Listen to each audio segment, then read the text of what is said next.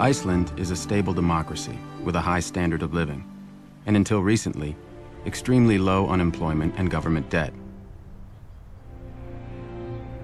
We had the complete infrastructure of a modern society. Clean energy, food production, fisheries, with a quota system to manage them. Good health care, good education, clean air, not much crime. It's a good place for families to live. We had almost end of history status. But in 2000, Iceland's government began a broad policy of deregulation that would have disastrous consequences. First for the environment, and then for the economy.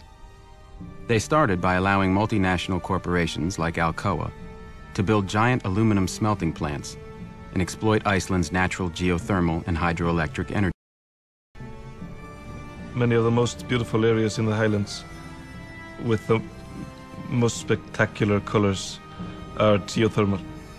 So nothing comes without consequence.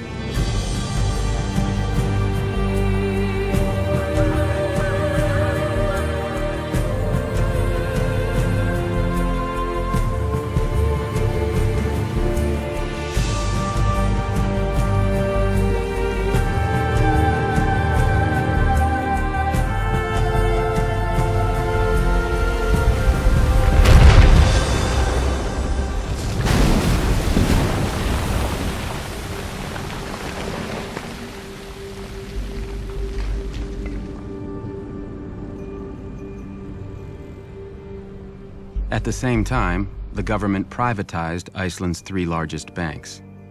The result was one of the purest experiments in financial deregulation ever conducted.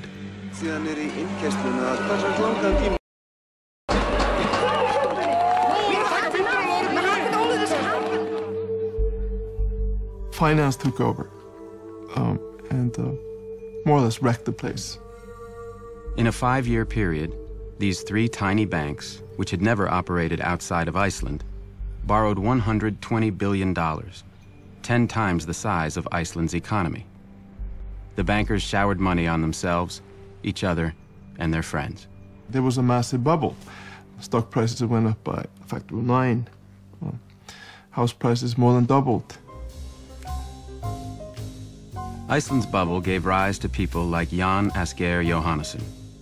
He borrowed billions from the banks to buy up high-end retail businesses in London.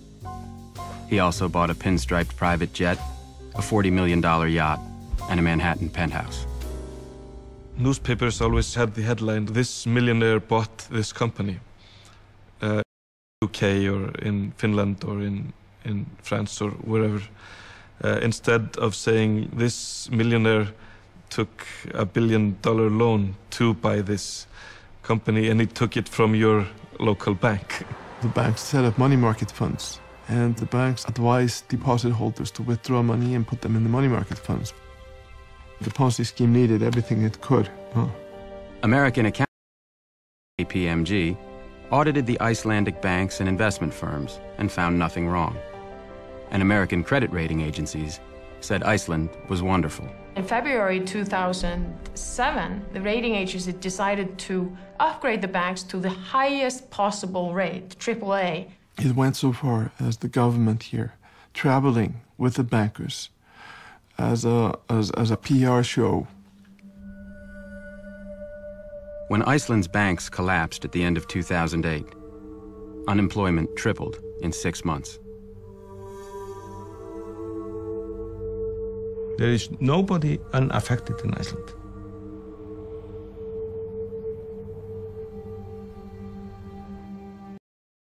So a lot of people here lost their savings. Yes, that's the case.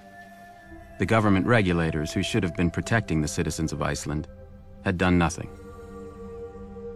You have 2 lawyers from the regulator going down to a bank to talk about some issue.